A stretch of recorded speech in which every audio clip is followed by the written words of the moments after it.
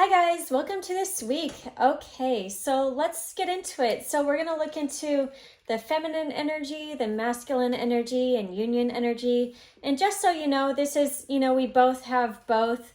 It's all about finding that balance so you can make your highest manifestations come true. That feminine energy, that's how we create and, internally align. Masculine is how we take action and, make our dreams happen, how we actually take action out in the world.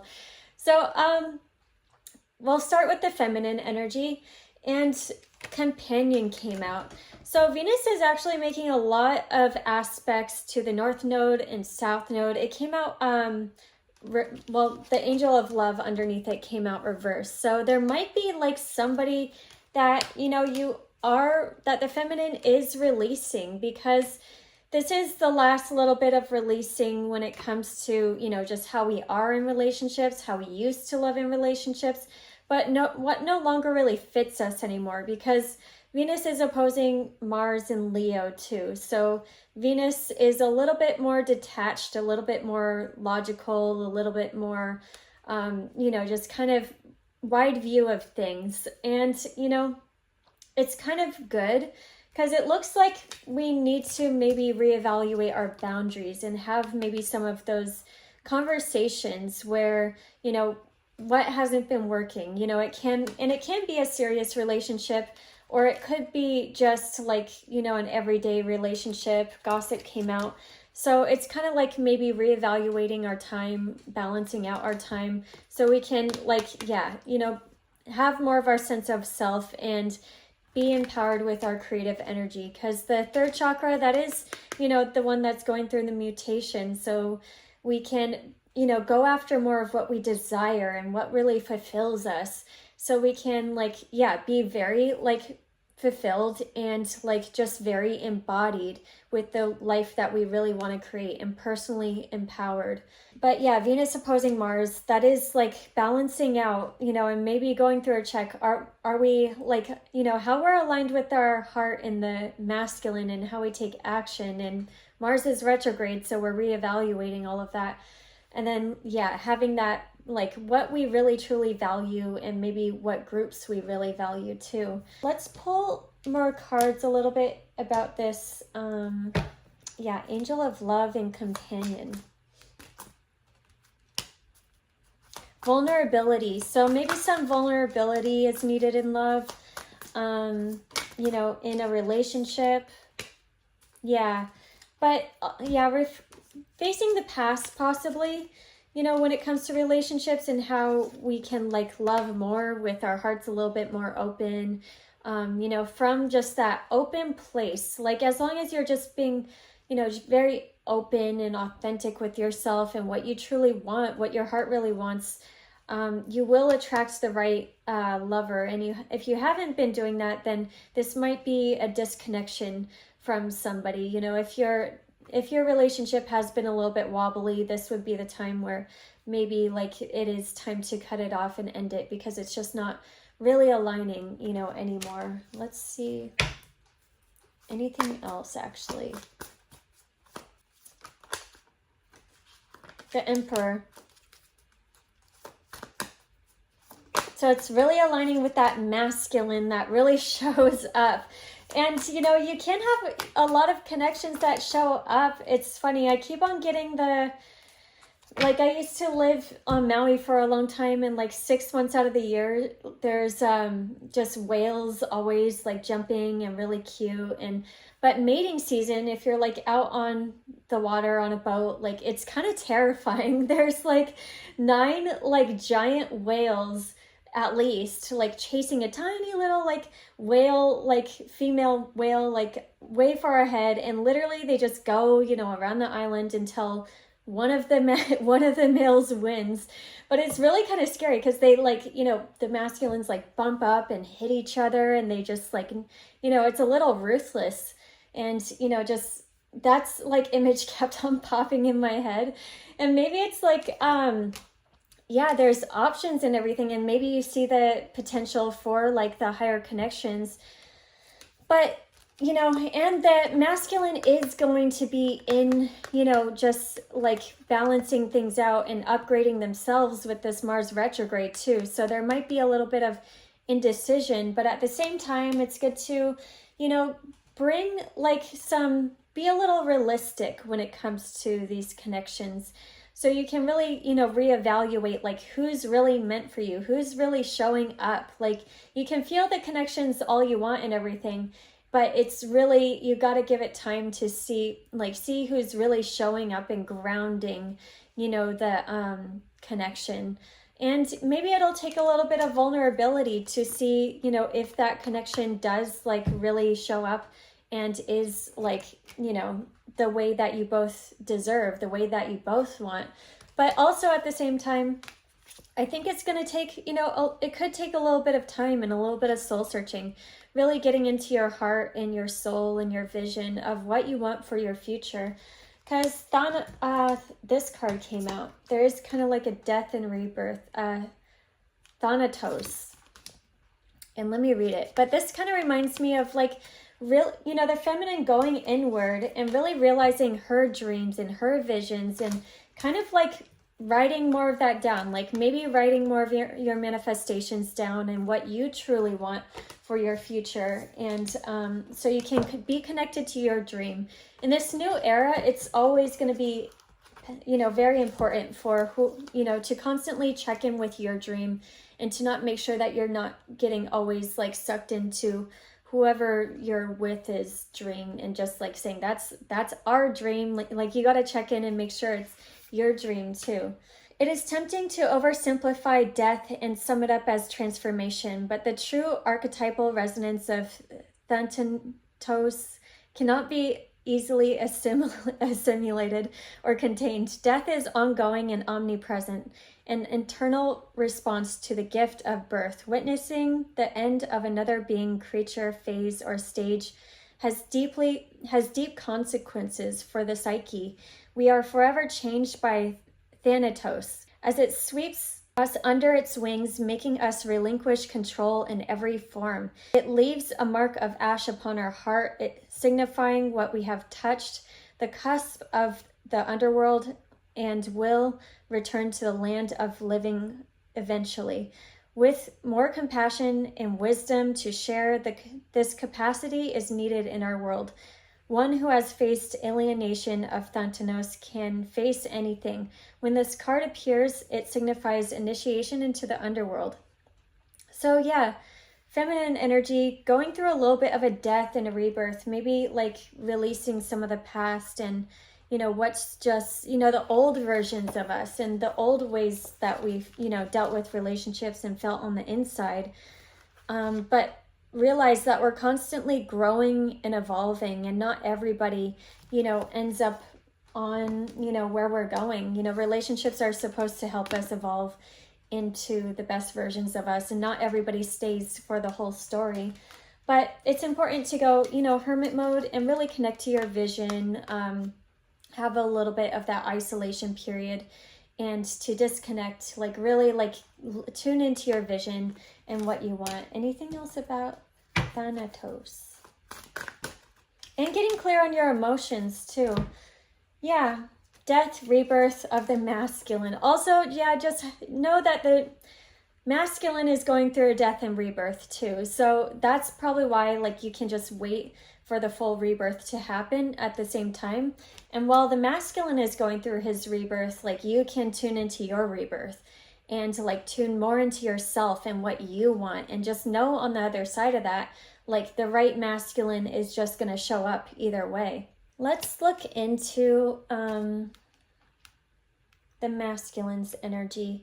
So the masculine, the judge came out, and the woman holding a coin. So this just reminds me of like really old school, and she keeps on coming out for the masculine too. The really old school way of like being in relationships, like, you know, maybe what our parents taught us and everything. Like, and, you know, maybe being judgmental towards other people and how they live their lives and their relationships. And maybe it is a little old school and not as evolving as, you know, where we're, you know, kind of growing and where our consciousness is just awakening to. And then Prince, well, let me see more about this Judge and woman holding a coin. Magician. It looks like, you know, masculine's busy creating. You know, masculine is maybe, let's see, balancing justice and compassion, managing fair distribution of power, offering only destructive criticism. Shadow is offering only destructive criticism, misusing business or legal or criminal authority. So there's some anxiety, I guess, I think when it comes to money, and like really making sure that they have enough money and that they want to step up in that magician mode and really like create more.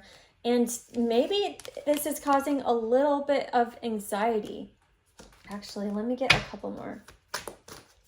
But there's also at the same time ideas. Yeah, not feeling like there's enough maybe money and stability for like the feminine that they want, and they don't want to disappoint, because they are getting aligned with their long-term happiness and goals.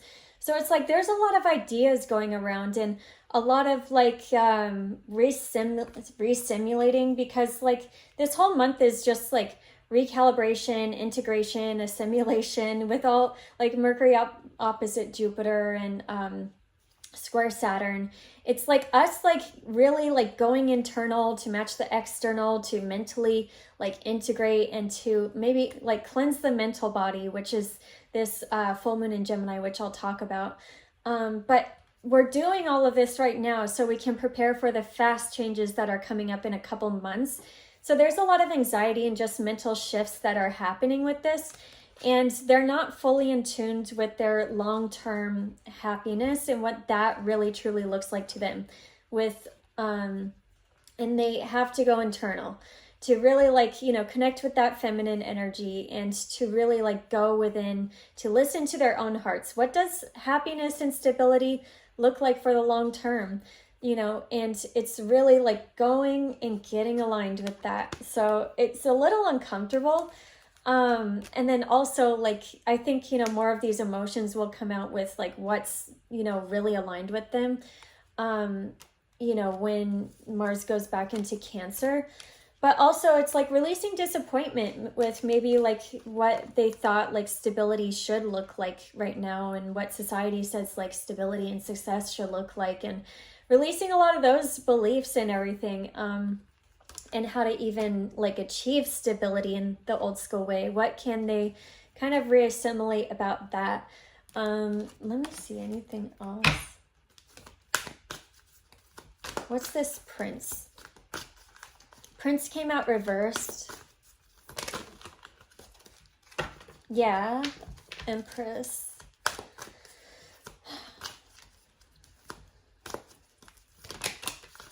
Too many, but we'll take it. Okay, so Prince came out reversed with Angel of Strength. So that's like wanting to go after, you know, that feminine energy that they see that's strong, like really aligned with their heart, and like really just who they're like, you know, maybe even looking up to.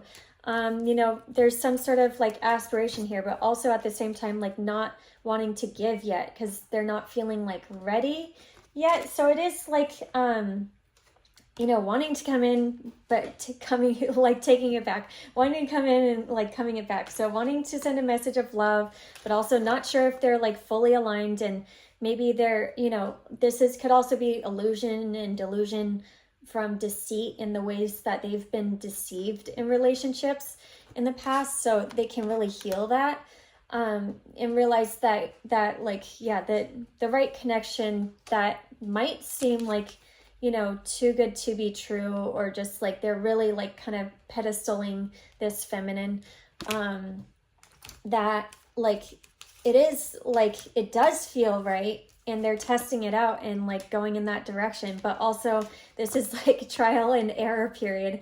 So testing it out, coming back, testing it out, coming back. But also at the same time, I think it is so, you know, they can go fast when they know they can go fast, you know.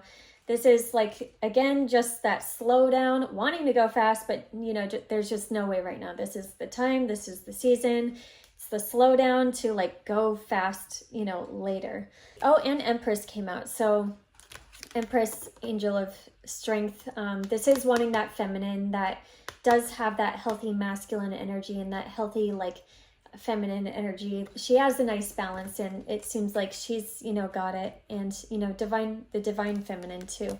So really wanting to make moves and everything, but wanting to like approach carefully and not be reckless, actually. So that's good. And the masculine is showing up in a more consistent way to the feminine that is vulnerable. It came on both sides. So feminine, a need to be vulnerable, like in, well, not vulnerable, but like, you know, more authentically true to yourself and how you really feel. And even if it is, you know, deep, but like what you authentically want and what you need in relationships, and being really solid with that, with what you really deserve, and not being afraid to like just, you know, be fully authentically yourself.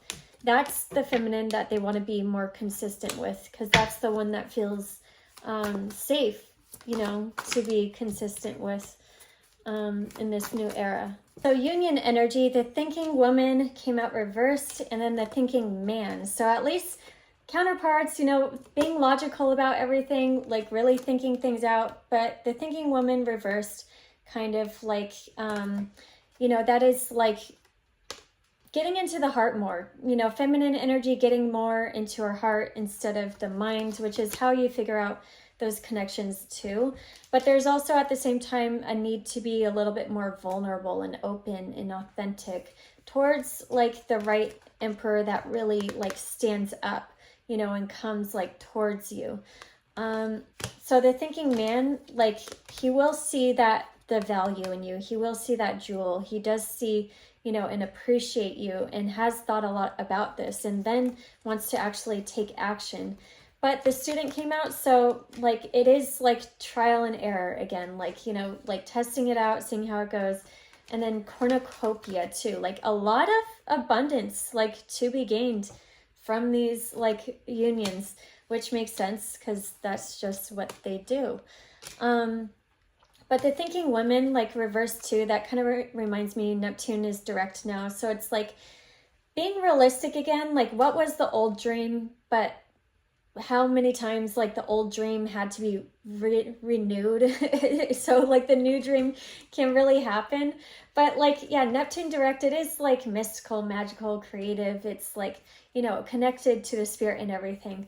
But like, and I feel like Neptune is so like, it's not subtle right now because like, you know, it's getting so close to Saturn, and the North Node is going to be in there. It's like, it can be a little confusing.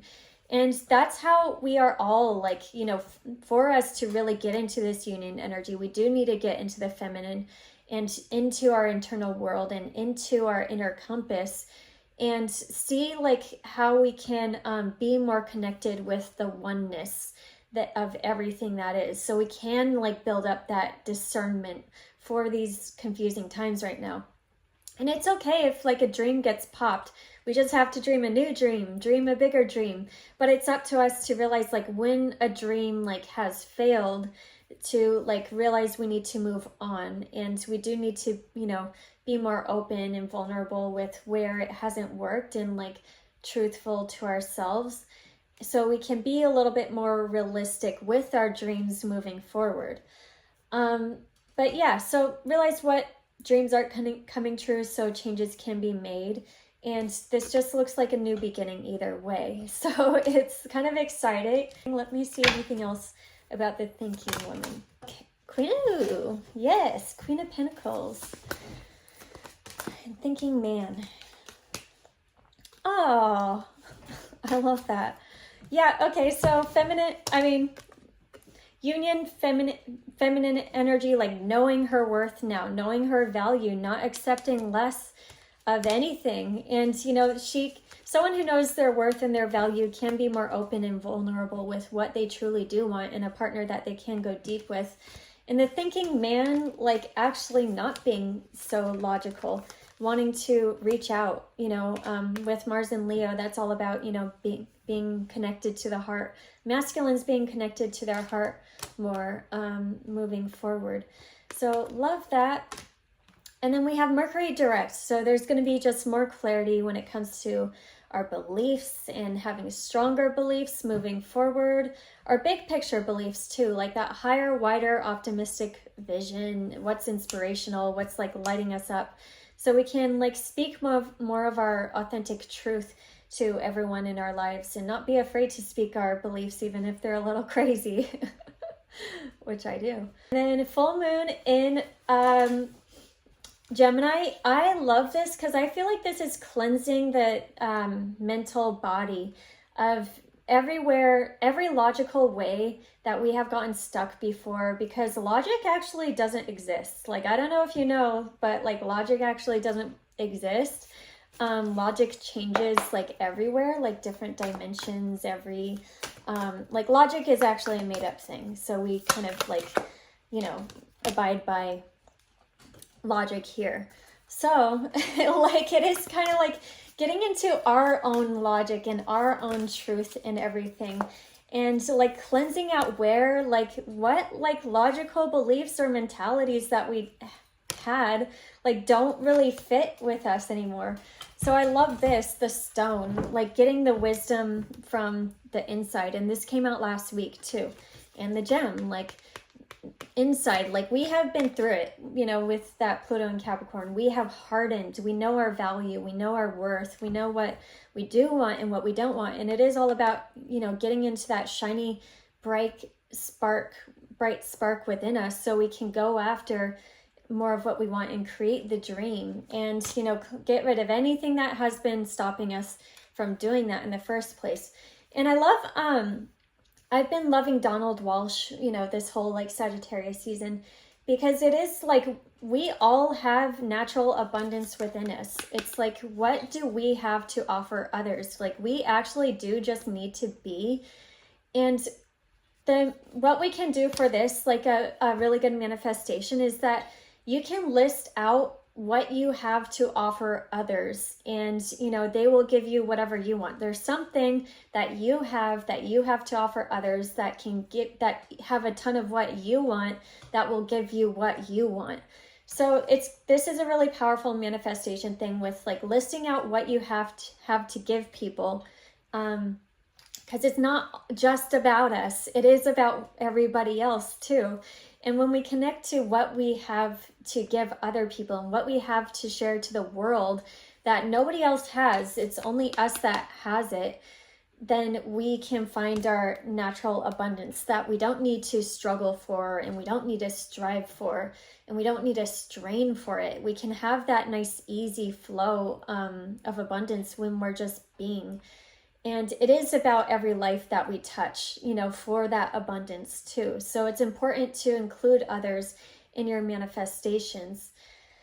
And the riddle came out. So yeah, this might be a little bit more internal, getting more in depth, less logical too. Oh, this came out last week. It is like being okay with the unknown, and, you know, more in tune with the signs and the synchronicities and whatever way that you work with the universe.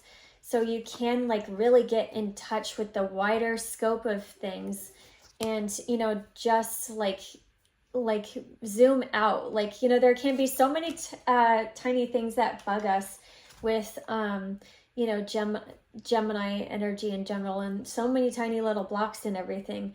But if we get into that higher vision and believe that highest belief about ourselves and that highest version of ourselves, then we'll start to see more of that in others, and we can inspire them and we can pump them up too. And that, you know, you are the source of everything that you need. And once you realize and embody more of that, you can pump, you know, others up and meet the right people to get more of what you need. And anything else about this Gemini moon?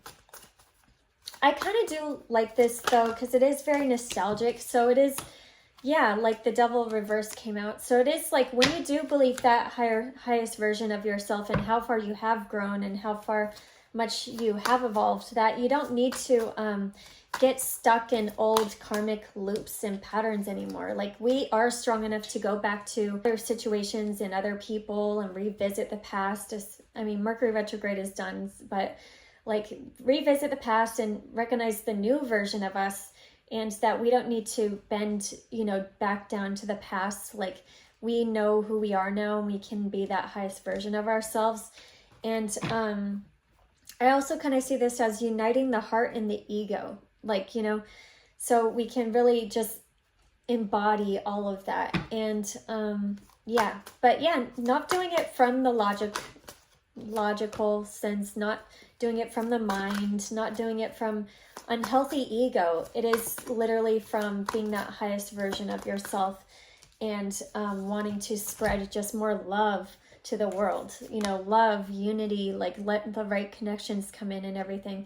And it kind of confuses people, like, when you do that, when you are just like, you know, just all loving and like wanting to, like, you know, be that highest version of yourself, like to people that like you have like seen in the past, but you know, then they're like, oh, I like this. The Starborn actually came out for a union energy. And I forgot, I don't know if I like picked it up or not, but like, yeah, that's why I said like a new beginning, like fate and destiny. So the Starborn, the elusive yet radiant aspect of self, the Starborn archetype points to the cosmic spark of light that arrives within each of us at birth. The moment the newborn crowns, the royal stars above are said to have constellate in the unique shape that maps our path in the world. The idea of destiny is controversial, but astrology, they're talking about astrology, guys, okay? The idea of destiny is controversial, yet the Starborn naturally feels a sense of destination and purpose, aiming itself towards a higher future that is beyond the mundane. When this card appears, travel back to your birth story for clues and insights. What did you desire when you were young? Practice seeing your life from a mythic point of view rather than a series of logistics. Read the story of the three fates and envision yourself born under the stars with a unique destiny. So this is majorly like getting aligned with your unique destiny, and that it's fated. Like, whoever we're ending up with, union energy, it is fated, you know, either way. So that kind of takes off a lot of stress.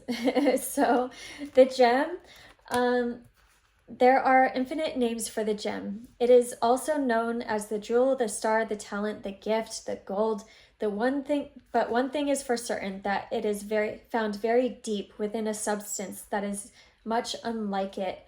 For example, a diamond in the rough. The gem has always stands in contrast to its surroundings.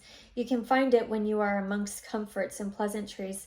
Precious stones develop slowly deep in earth amid pressure, darkness. Discovering the gem requires a descent beneath the surface, where there is no definitive map, yet the longing to touch the true gem within us is so strong that we cannot help but seek out its radiance. Your gem, your destiny, is unlike any other in the entire universe.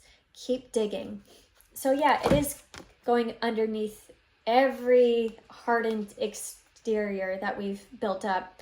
And I think this is like, even if, you know, especially since it's the holidays, we go back to old relationships and we show up like with more of our gem, like shining out in the world. We can heal a lot of like old situations and loops that like just hasn't, you know, that's not us anymore. Like when we act out of our wounds and everything, where we have hardened, like that isn't us. And it's up to us to go within and find that sparkly like gift that we have to share with the world, and, you know, manifest more of our best selves and, you know, into existence. Okay, guys, well, I'll see you next week.